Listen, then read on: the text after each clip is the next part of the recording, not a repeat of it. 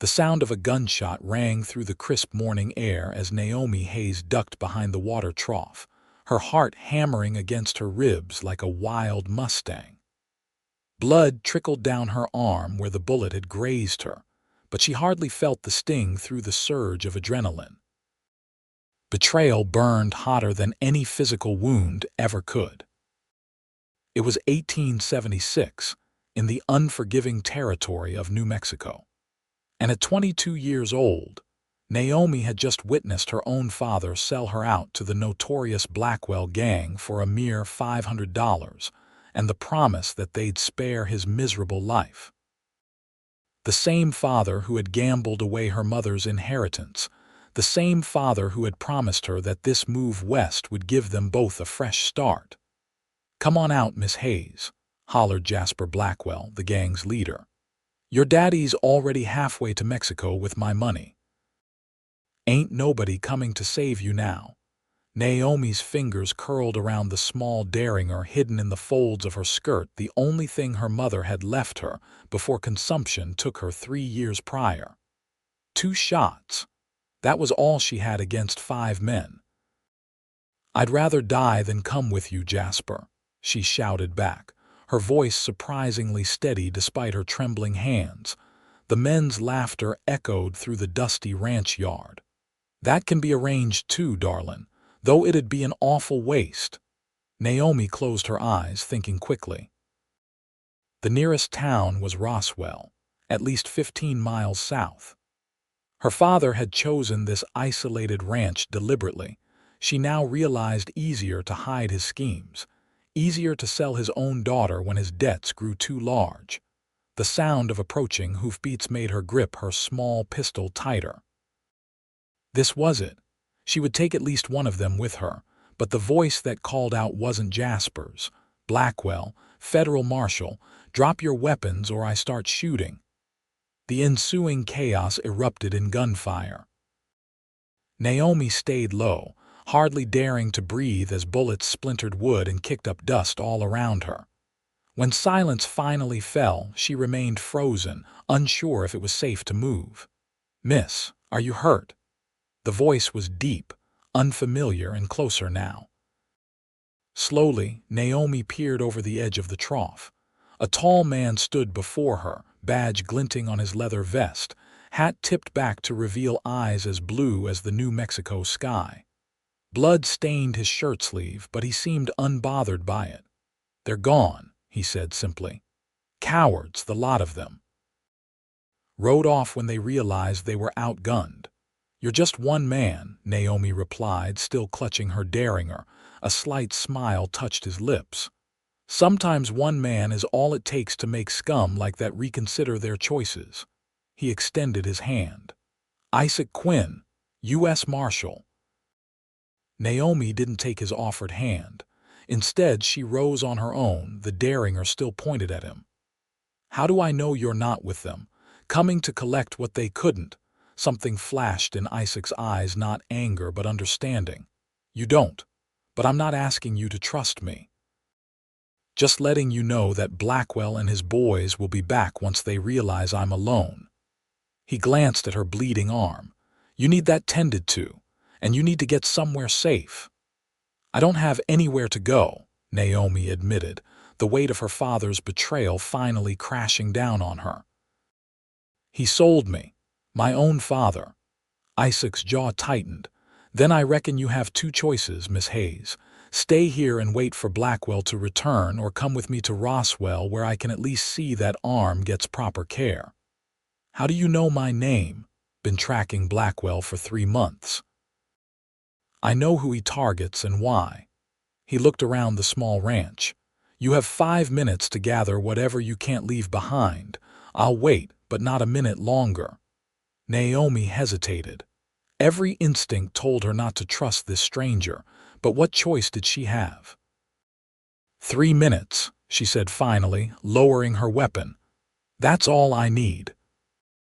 True to her word, Naomi emerged from the cabin less than 3 minutes later with a small satchel containing her mother's locket, a change of clothes, and the meager savings she'd managed to hide from her father's gambling hands. She wore riding pants under her torn dress, scandalous perhaps, but practical for what lay ahead. Isaac Quinn sat atop his horse, a sturdy Palomino gelding, and led a second horse, her father's bay mare. "He left his horse?" Naomi asked, surprised.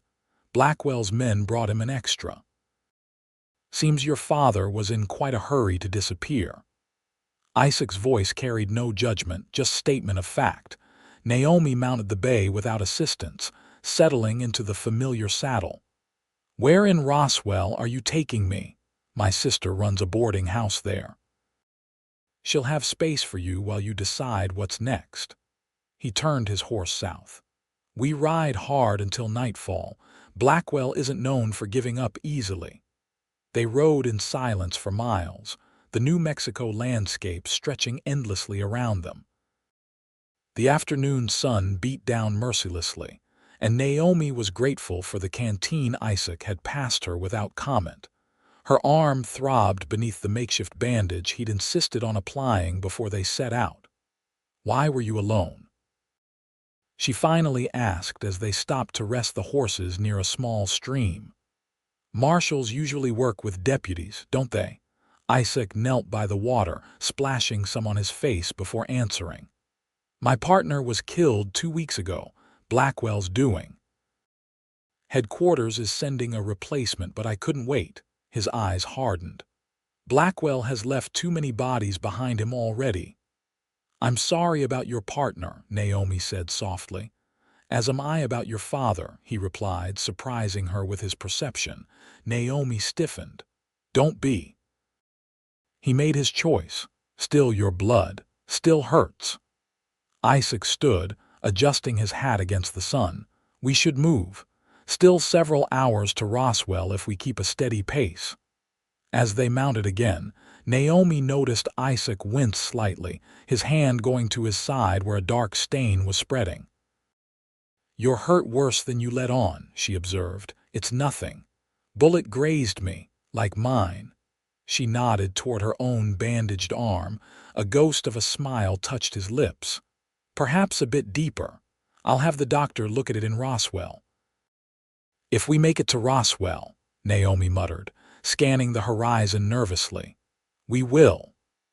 The certainty in his voice was strangely comforting, though Naomi reminded herself not to be fooled by it. Men made promises they never intended to keep. Her father had taught her that lesson all too well. They rode through the afternoon, stopping only when necessary. As the sun began to set, painting the desert in fiery hues of orange and red, Isaac led them off the main trail to a small outcropping of rocks that would provide some shelter for the night. "We'll rest here," he said, dismounting carefully to hide his discomfort. "Too dangerous to continue in the dark. Blackwell knows these lands well." Naomi slid from her saddle, her muscles protesting after the long ride. "Do you think they're following us?" "Almost certainly," Isaac replied, unloading a small pack from his horse. "But they won't attack at night. Not Blackwell's style. He likes to see the fear in people's eyes when he kills them." The brutal honesty made Naomi shiver despite the lingering heat of the day. "You're not very reassuring, Marshal Quinn." "Not trying to be reassuring, Miss Hayes, just truthful." He handed her a small parcel wrapped in cloth. "It's not much, but it'll keep your strength up." Inside was jerky and hardtack trail food, simple but sustaining. They ate in silence as darkness fell completely, the stars emerging like silver pinpricks in the velvet sky. "You should sleep," Isaac said after they'd finished. "I'll keep watch first." "And when do you rest?" Naomi asked, eyeing his wound with concern despite her resolve to remain detached. "I've gone longer without sleep. Don't worry about me, Miss Hayes." "Naomi," she corrected, surprising herself. "If we're running for our lives together, you might as well use my given name." Something warm flickered in his eyes. "Naomi, then. Try to get some rest. Tomorrow will be another hard day's ride." Against her better judgment, exhaustion soon pulled Naomi into sleep, her satchel tucked beneath her head as a makeshift pillow. She dreamed of her mother's gentle hands and her father's cold eyes as he'd turned away from her that morning, not even looking back as he'd mounted Blackwell's offered horse. She woke with a start several hours later to find Isaac still sitting upright, his revolver across his lap, eyes scanning the darkness. "Your turn to rest," she said softly, sitting up. "I can keep watch." He started to protest, but Naomi cut him off. "You're no good to either of us if you collapse from exhaustion or blood loss tomorrow. I know how to use this." She patted her, daring her. "And I know when to wake you if needed." After a moment's hesitation, Isaac nodded, shifting to a more comfortable position with his back against a boulder. "Wake me in 2 hours, or if you hear anything at all that doesn't sound like normal night creatures." "I will." As Isaac closed his eyes, Naomi noticed how the hard lines of his face softened slightly in the moonlight. He couldn't be much older than 30, she realized, though the life of a marshal had clearly aged him beyond his years. The night passed slowly. Naomi kept her promise, waking Isaac after what she judged to be 2 hours. He seemed surprised that she had honored their arrangement, which only reinforced her belief that trust was a dangerous commodity. They set out again before dawn, the eastern sky just beginning to lighten. Isaac moved more stiffly than the day before, confirming Naomi's suspicions that his wound was worse than he admitted. "We should reach Roswell by midday," he said as they rode. "My sister's place is on the eastern edge of town. You'll be safe there while I report to the local sheriff." "And then what happens to me?" Naomi asked, the question that had been haunting her since they'd fled her father's ranch. Isaac glanced over at her. "That depends on you, I suppose. Roswell's growing fast. There's work to be found for those willing to do it." "I'm not afraid of hard work," Naomi said firmly. "I've been running that ranch practically alone since my mother died. Father was usually in town, gambling away what little we had." "I don't doubt your capabilities, Naomi, just offering that you have options." They rode on as the sun climbed higher, the heat building. Around mid-morning, Isaac suddenly raised his hand, signaling her to stop. His body had tensed, eyes narrowed as he scanned the trail ahead. "What is it?" Naomi whispered. "Dust cloud. Riders coming this way." He pointed to a barely visible smudge on the horizon. "Could be nothing. Could be trouble." He guided them off the trail into a stand of scrubby mesquite trees. It wasn't much cover, but it was all the barren landscape offered. "Stay quiet. Let them pass." The minutes stretched as the riders drew closer. Naomi's heart pounded so loudly she was certain it would give away their position. From their hiding place, she could now make out 5 riders approaching the exact number in Blackwell's gang. Isaac's hand moved to his revolver, his other arm reaching out to position himself slightly in front of Naomi. The protective gesture surprised her, especially when she noticed the fresh blood seeping through his shirt.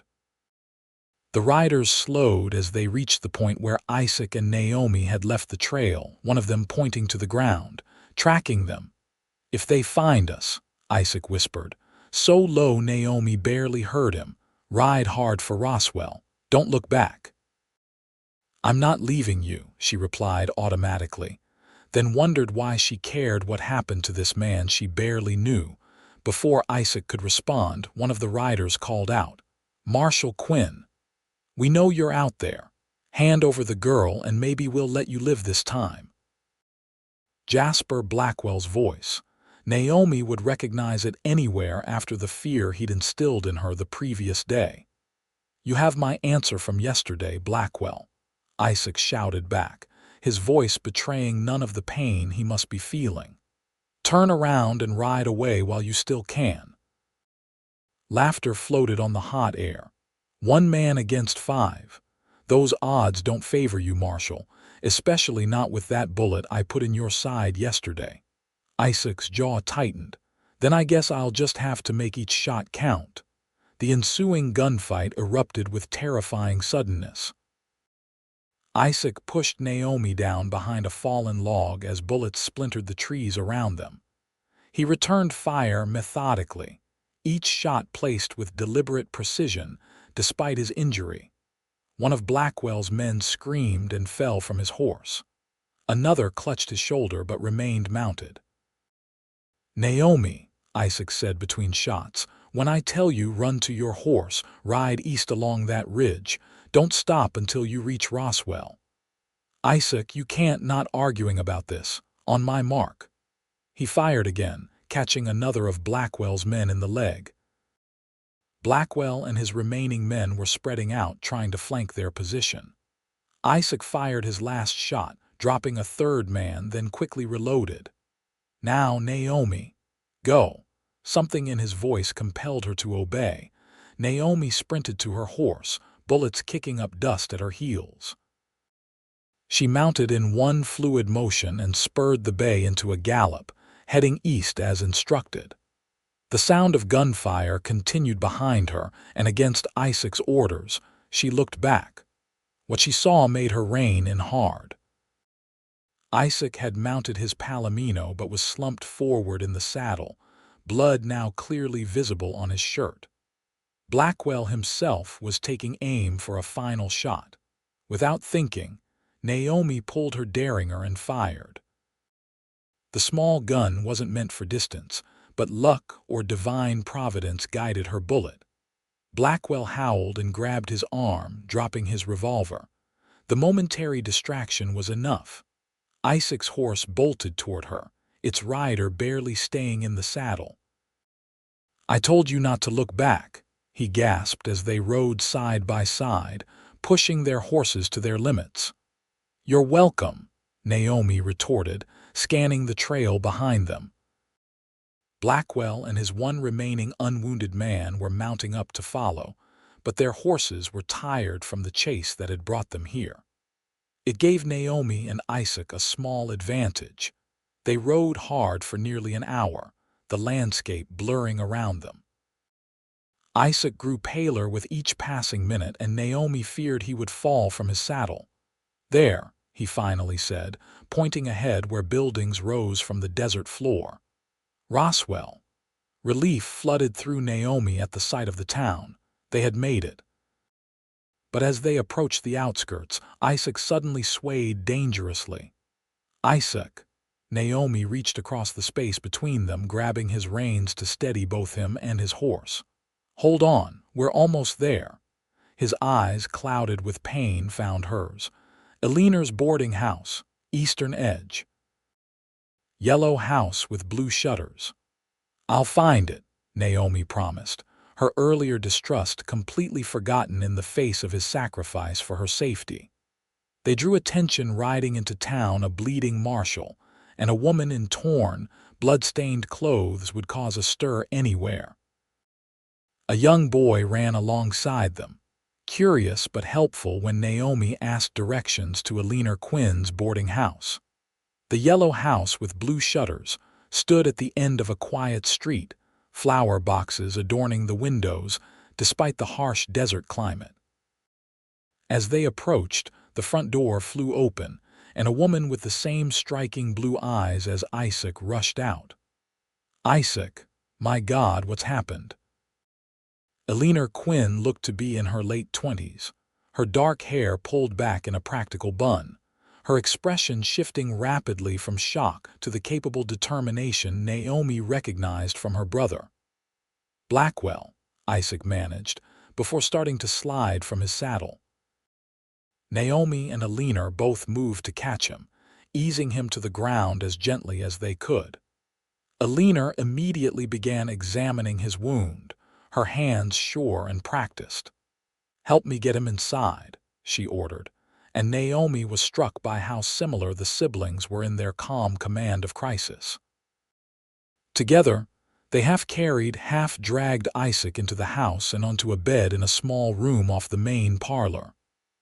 "I need hot water, clean cloths, and my medical kit from that cabinet," Eliner instructed, already cutting away Isaac's bloodied shirt. Then I need you to go for Dr. Wilson on Main Street. Naomi moved quickly to help, forcing aside the dizziness that threatened to overwhelm her after the intense ride and days of stress. As she gathered supplies, she glanced around the boarding house. It was clean and modestly furnished, with 4 doors leading off the main sitting area, presumably guest rooms, and a staircase that likely led to additional accommodations upstairs. "He saved my life," Naomi said as she handed Alina the requested items. "Twice now." Alina's eyes softened briefly as she looked up from cleaning Isaac's wound.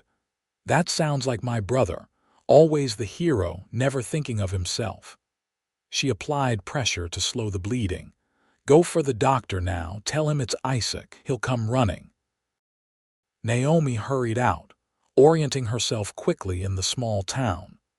Main Street was easy to find, and Dr. Wilson's practice was marked by a simple painted sign. The elderly doctor indeed came immediately at the mention of Isaac's name, gathering his bag with practiced efficiency. "Marshal Quinn's been patched up by me more times than I can count," he explained as they hurried back to the boarding house. "Man has more lives than a cat, but even cats run out eventually." The gravity of his words hit Naomi like a physical blow. "Is he going to die?" Dr. Wilson's kind eyes met hers. "Not if I can help it, young lady. And it sounds like he has plenty to live for if he's risking his life for pretty strangers." Naomi felt her cheeks warm at the implication but didn't correct him. They arrived back at the boarding house to find Alina had managed to slow the bleeding and had Isaac sipping water with laudanum for the pain. "He's lost a lot of blood," Alina told the doctor, "but the bullet went clean through. No fragments that I can find." "Good work, Alina," Wilson nodded approvingly. "Now let me take over. Both of you ladies should wait outside. This won't be pleasant." Naomi reluctantly followed Alina from the room, the sound of Isaac's muffled groan as the doctor probed his wound following them into the parlor.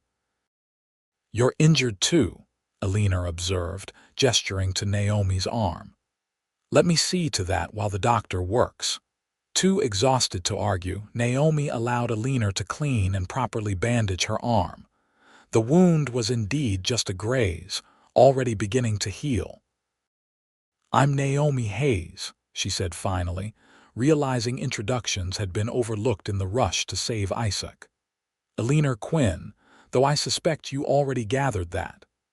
Alina's smile was gentle, reminiscent of her brother's rare one. "Isaac is my younger brother, though he acts like he's the elder, always protecting everyone." "You don't seem surprised to have a wounded fugitive and a half-dead marshal show up on your doorstep," Naomi observed. Alina's laugh held little humor. "This isn't the first time. Isaac's job. It follows him home occasionally." She poured 2 cups of coffee, handing one to Naomi. "Now, while we wait, perhaps you could tell me why Jasper Blackwell is hunting you." The kindness in Alina's voice broke something in Naomi. Before she could stop herself, she was telling this stranger everything: her mother's death, her father's gambling and ultimate betrayal, and Isaac's unexpected intervention. "So now I have nothing and nowhere," Naomi concluded, staring into her coffee cup. "And your brother nearly died protecting someone he doesn't even know." "That's where you're wrong," Alina said softly. "Isaac knows exactly who you are. He's been tracking Blackwell for months, documenting every person that monster has hurt or killed." When he heard Blackwell was targeting William Hayes's daughter as payment for gambling debts, he rode out immediately. She sighed. "I told him to wait for backup. He never listens." Naomi absorbed this information slowly. "He came specifically for me, not just happening upon Blackwell by chance." "Isaac doesn't believe in leaving innocent people to suffer if he can prevent it." Alina's eyes grew distant. "Our parents were killed by outlaws when we were young. No one came to help them." Before Naomi could respond, Dr. Wilson emerged from the bedroom, wiping blood from his hands. Both women stood immediately. "He'll live," the doctor announced, to Naomi's immense relief. "The bullet missed anything vital, but the blood loss was significant. He needs complete rest for at least a week, preferably 2. He fixed Alina with a stern look. "And I mean complete rest, Alina. No getting up to chase outlaws or rescue damsels." "I'll see to it," Alina promised. "Good. Change the bandages twice daily. Watch for fever. You know the signs of infection." Dr. Wilson gathered his things. "I'll check on him tomorrow." Meanwhile, this young lady looks about ready to collapse herself. After the doctor left, Alina showed Naomi to a small but clean room upstairs. "Rest. You're safe here. I'll wake you if there's any change in Isaac's condition." Despite her concern for Isaac, exhaustion claimed Naomi almost immediately. She slept deeply for the first time in days, perhaps even years. When she woke, golden afternoon light was streaming through the window. She had no idea how long she'd slept, but her body felt marginally less battered. After washing her face in the basin provided and changing into the clean dress Alina had thoughtfully left for her, Naomi made her way downstairs. The boarding house was quiet. A note on the kitchen table informed her that Alina had gone to the general store for supplies and would return shortly. Unable to resist, Naomi quietly approached Isaac's room and peered inside. He was awake, propped slightly against pillows, his torso heavily bandaged. When he saw her, a smile touched his lips. "You look better without trail dust covering you," he observed, his voice weaker than before but still carrying that same quiet strength. "As do you without blood covering you," Naomi replied, entering the room hesitantly. "Though I confess, you still look terrible." His chuckle turned into a wince. "Honest as always. The doctor says I'll live despite my best efforts." Naomi settled into a chair beside his bed. "Why didn't you tell me you came specifically to help me?" "That you knew about my father's deal with Blackwell beforehand." Isaac's eyes grew serious. "Would you have trusted me if I had?" The question gave her pause. "No," she admitted finally. "I would have assumed you had your own motives." "As I said, I don't expect your trust, Naomi." "It's clear you've had little reason to trust anyone." He shifted slightly, grimacing at the pain the movement caused. "But I want you to know that you're safe here. Alina will help you find work if you wish to stay in Roswell." "And if I don't wish to stay?" The question surprised even her. "Then I'll make sure you have enough money to go wherever you choose once Blackwell is dealt with." His gaze was steady. "You deserve the chance to choose your own path." Something warm unfurled in Naomi's chest. Gratitude, yes, but something else too. Something she wasn't ready to examine. "Thank you," she said simply, "for everything." The next week passed in a rhythm that felt strangely comfortable. Naomi helped Alina with the boarding house duties, learning the routines of caring for the 3 other boarders, an elderly schoolteacher, a young clerk from the bank, and a widow who worked at the dressmaker's shop. In return, Alina insisted that Naomi take a small salary for honest work honestly done. Each day, Naomi spent time with Isaac as he recovered. At first, their conversations were brief, limited by his strength. But as days passed, they talked more about books they'd read, places they'd seen, and eventually more personal matters. "What made you become a marshal?" Naomi asked one evening as she changed his bandages, a task she had taken over from Alina. Isaac was silent for a moment. "After our parents were killed, Alina and I were separated. She was sent to an aunt in St. Louis. I was 12, old enough to work, so I stayed in Kansas with a neighbor who needed help on his farm." His eyes grew distant with memory. "The local marshal found the men who killed our parents. Brought them to justice when no one else would have bothered for a farmer and his wife." Naomi's hand stilled on the bandage. "And you wanted to do the same for others." "Something like that." Isaac's gaze returned to her face. "What about you? What did you want to be before life intervened?"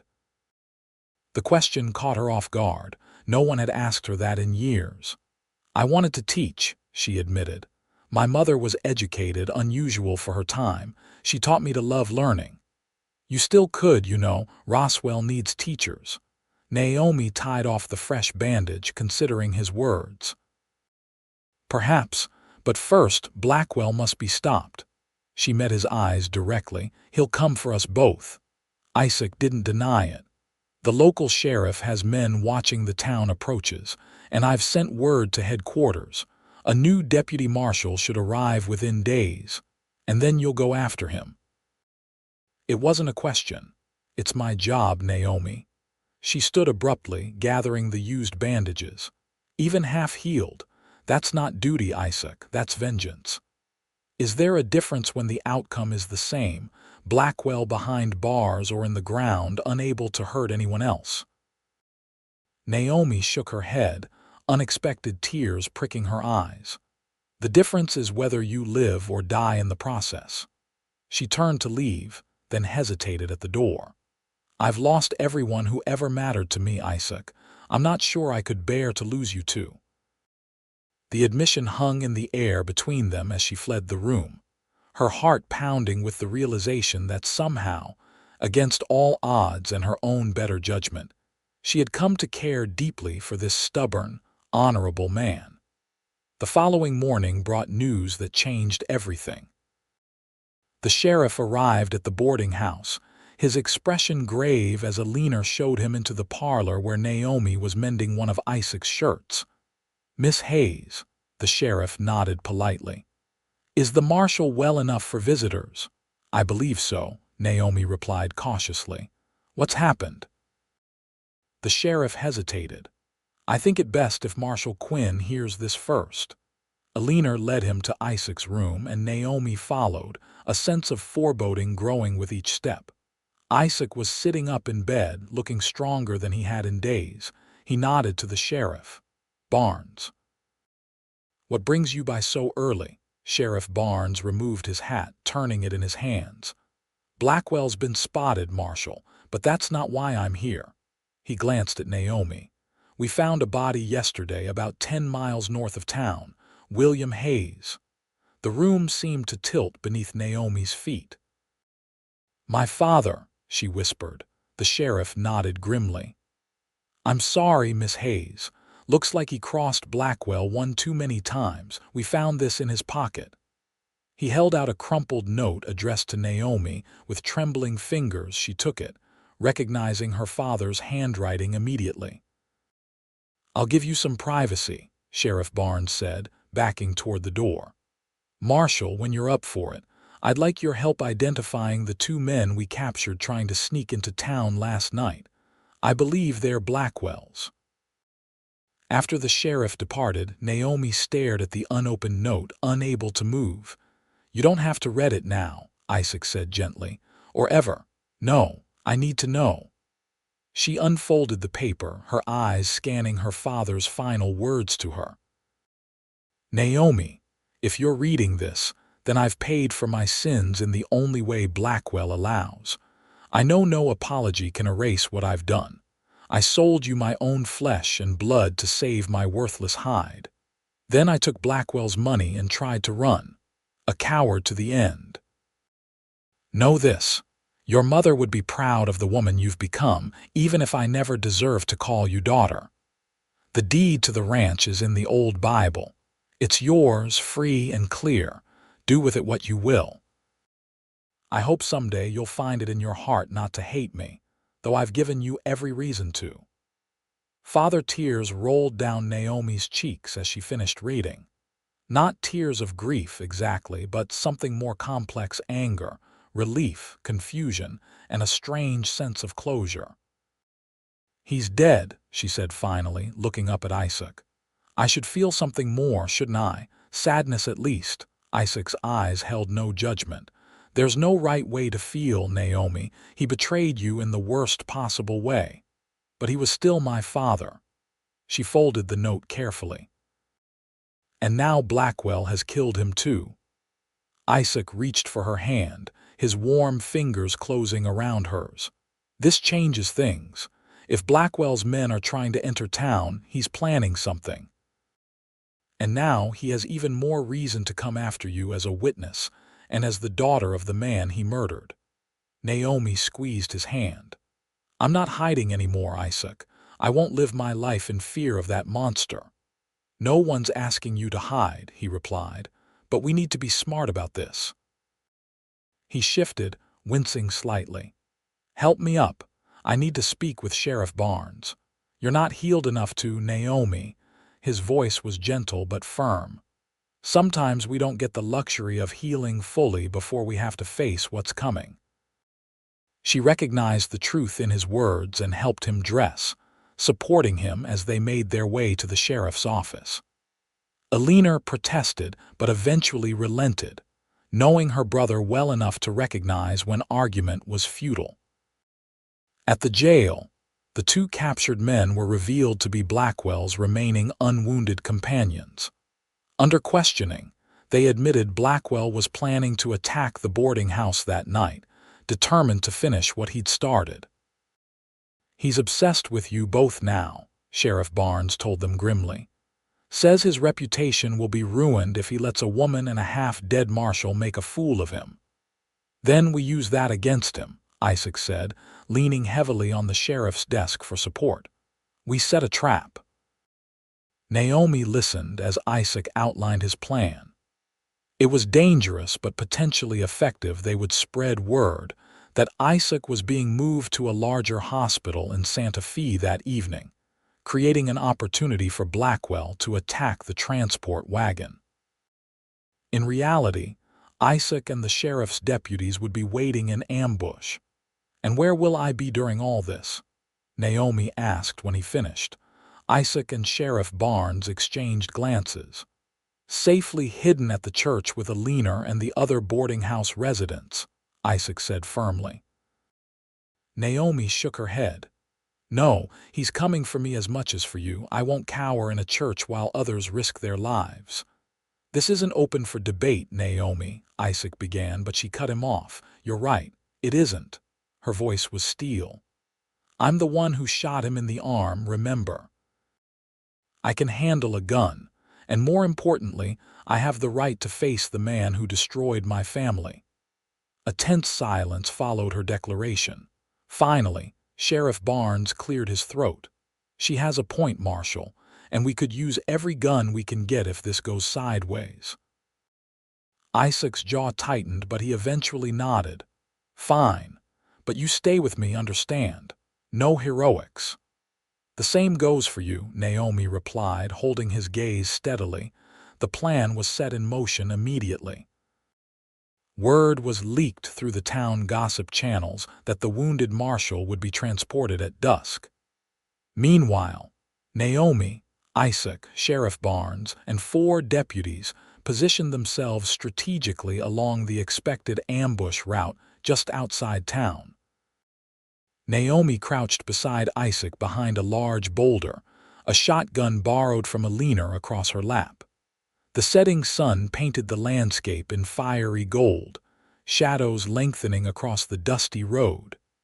You don't have to do this, Isaac said softly, checking his revolver one final time. It's not too late to join Alina. Yes, I do. Naomi's eyes remained fixed on the road. He took everything from me, my mother's dream of a better life, my father, flawed as he was, my home. She looked at Isaac then, something resolute in her gaze. But he doesn't get to take my courage or my future. Not anymore. Isaac's expression softened. You're the bravest woman I've ever known, Naomi Hayes. Before she could respond, a deputy's low whistle signaled approaching riders. Blackwell and 3 new men he'd recruited were coming, right on schedule, drawn by the false information. Remember, stay down until I give the signal, Isaac whispered, his body tense despite his injuries. The transport wagon actually empty except for the driver, Another deputy rolled slowly down the road. Blackwell and his men emerged from the brush, guns drawn, surrounding the wagon. "Where's the marshal?" Blackwell's voice carried clearly in the evening air. "Inside," the deputy driver answered nervously, playing his role perfectly. "Please don't hurt me. I'm just doing my job." Blackwell laughed. "Open the back. I want to see Quinn's face when he realizes his luck's finally run out." As the deputy climbed down to unlock the wagon's rear doors, Sheriff Barnes stood from his hiding place on the opposite side of the road. "Jasper Blackwell, drop your weapons. You're surrounded." What followed was chaos. Blackwell and his men opened fire, bullets splintering the wagon's wooden sides. The deputies returned fire from their hidden positions. Naomi stayed low as instructed, but when one of Blackwell's men circled around toward their position, she acted instinctively. The shotgun's recoil slammed into her shoulder as she fired, catching the outlaw in the leg. He went down with a howl of pain. Beside her, Isaac was exchanging fire with another of Blackwell's recruits, his aim deadly accurate despite his weakened condition. "Where's Blackwell?" Naomi shouted above the gunfire, realizing she'd lost sight of him in the confusion. Her answer came in the form of a cold gun barrel pressed against the back of her head. "Right here, Miss Hayes." Blackwell's voice grated in her ear as he grabbed her arm, pulling her roughly to her feet. "Drop the gun, Marshal," he called to Isaac, "or the lady dies right now." Isaac froze, his revolver still raised. His eyes met Naomi's, and in them she saw not fear but absolute trust. It was all she needed.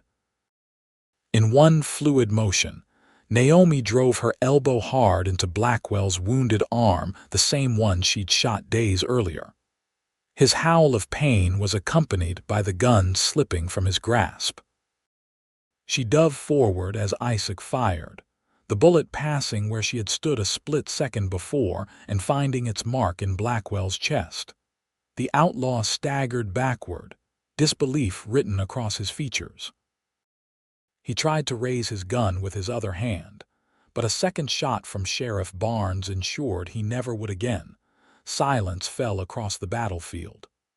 Blackwell's remaining men, seeing their leader fall, quickly surrendered. Deputies moved to secure them as Naomi stood shakily, her heart pounding. Isaac was beside her in an instant, his arm around her waist, supporting her even as he himself could barely stand. "Are you hurt?" he asked urgently, his free hand gently tilting her face up to his. "No," Naomi whispered, then with more strength, "No, I'm all right. We did it." She looked over at Blackwell's motionless body. "It's really over." "Yes," Isaac confirmed, his eyes never leaving her face. "It's over." The weeks that followed brought healing of many kinds. Isaac's wound gradually mended, though Dr. Wilson warned he would always carry the scar as a reminder of how close he'd come to death. Naomi spent time with Alina, learning the business of running the boarding house and considering her options for the future. The ranch her father had left her held too many painful memories to return to, so she sold it to a young family looking for a fresh start. The money, combined with what she'd saved working for Alina, gave her a modest but secure financial foundation. As for Isaac, his superiors had granted him leave to fully recover before returning to duty. He spent his days regaining his strength and his evenings with Naomi, their conversations growing deeper and more personal with each passing day. It was on one such evening, a month after Blackwell's death, that everything changed between them. They sat on the boarding house's small back porch, watching the sunset paint the desert in breathtaking colors. "I received a letter from headquarters today," Isaac said, breaking their comfortable silence. "They want me back in the field next month." Naomi's heart constricted painfully. "Oh, I see. They've offered me a choice of assignments." He turned to look at her directly. including a permanent position here in Roswell. The town's growing fast enough to justify a federal presence. Hope flickered in Naomi's chest, but she kept her voice neutral. And have you decided which assignment to accept? Isaac's fingers found hers, intertwining gently. That depends. On what? On you, Naomi. His blue eyes were earnest in the fading light. On whether you plan to stay in Roswell or move on. Naomi's breath caught. Are you saying your decision rests on mine? I'm saying that somewhere between that water trough at your father's ranch and this porch, I fell in love with you. The words were simple, but delivered with the same quiet certainty that characterized everything about Isaac Quinn. I don't expect you to return those feelings. You've had every person you trusted betray you. I understand if you're not ready to risk your heart again. Tears welled in Naomi's eyes. I thought I would never trust anyone again, she whispered. I built walls so high and so thick I was certain no one could breach them. She squeezed his hand. But you didn't try to break through those walls, Isaac. You just stood patiently outside them until I was ready to open a door myself. His expression softened with hope. And are you? Ready, I mean. In answer, Naomi leaned forward and pressed her lips gently to his. The kiss was tender, tentative at first, then deepening as Isaac's arms encircled her, drawing her closer. When they finally parted, both breathless, Naomi rested her forehead against his. I love you too, Isaac Quinn, and yes, I'm staying in Roswell. His smile illuminated his entire face. Then I believe I'll be accepting that permanent assignment. 2 months later, on a crisp autumn morning, Naomi Hayes became Naomi Quinn in a small ceremony at Roswell's newly built church. Eleanor stood as her bridesmaid, beaming with joy as her brother, and the woman who had become like a sister exchanged vows. Isaac, fully recovered and resplendent in his marshal's uniform, slid a simple gold band onto Naomi's finger, his voice steady as he promised to love and cherish her all the days of his life. Naomi, wearing a gown of ivory silk that Eleanor had helped her make, felt tears of happiness spill down her cheeks as she made the same vows in return. Never had she imagined finding such joy after such profound betrayal and loss. I now pronounce you husband and wife, the minister declared to the small gathering of friends and townsfolk who had come to witness the union. You may kiss your bride, Marshal Quinn. Isaac needed no further encouragement. His kiss was both tender and passionate, a promise of the life they would build together. The celebration afterward at the boarding house was modest but joyful. Eleanor had outdone herself with the preparations, and even Dr. Wilson was seen to wipe away a tear during the toasts to the newlyweds' happiness. As evening fell and the last guests departed, Isaac led Naomi to the small house they had purchased on the outskirts of Roswell, close enough to town for his work, but with enough land for the garden Naomi hoped to grow and, someday, room for children to play. Welcome home, Mrs.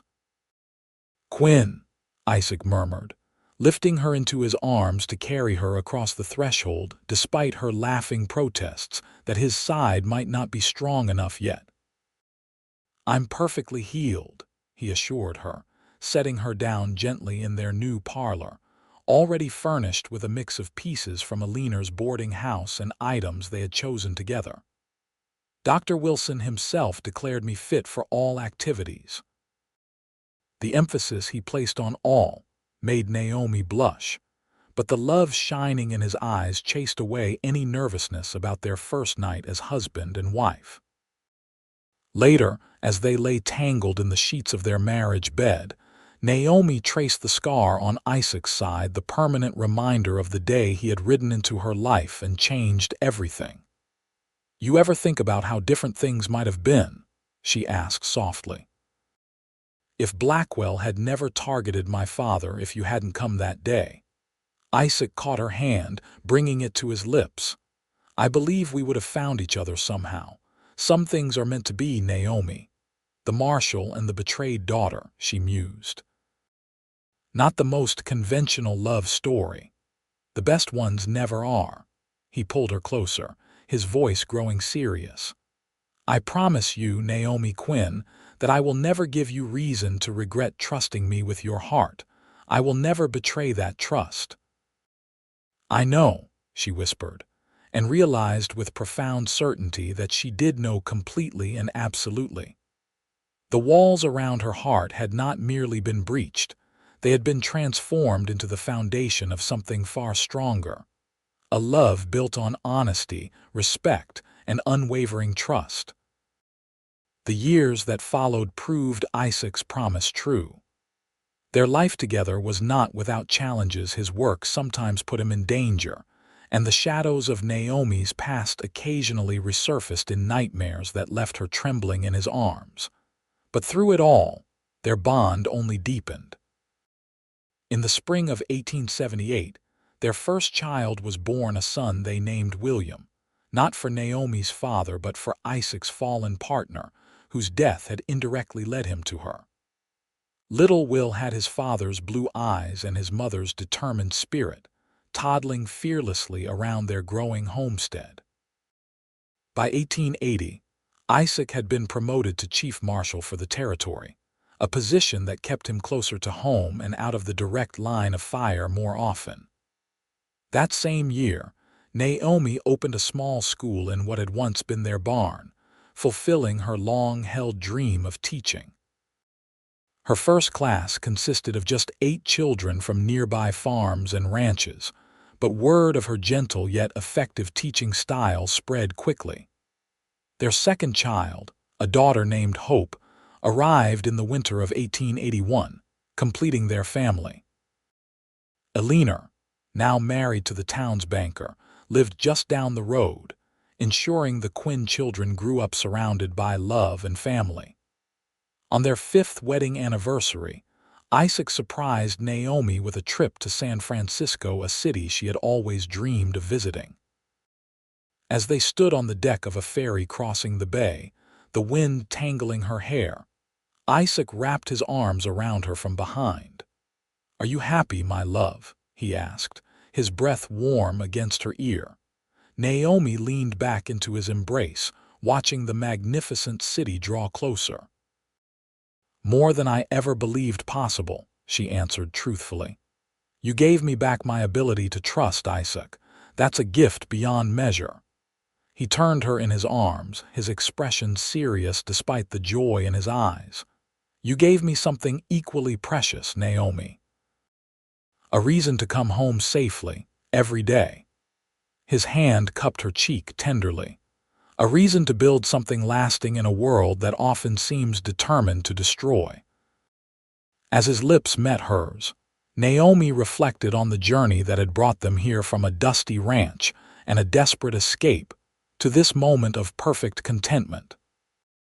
She had lost everything, been betrayed by everyone who should have protected her, yet somehow found in that darkest moment the greatest love she could have imagined. The cowboy who had become her first reason to trust another human again had given her not just his heart, but a whole new life filled with purpose, family, and unwavering devotion. And in return, she had given him hers completely, without reservation, and with absolute trust. In the end, perhaps that was the greatest triumph over betrayal. Not the absence of risk, but the courage to risk everything for love, again and again, knowing with certainty that this time that trust would be honored forever.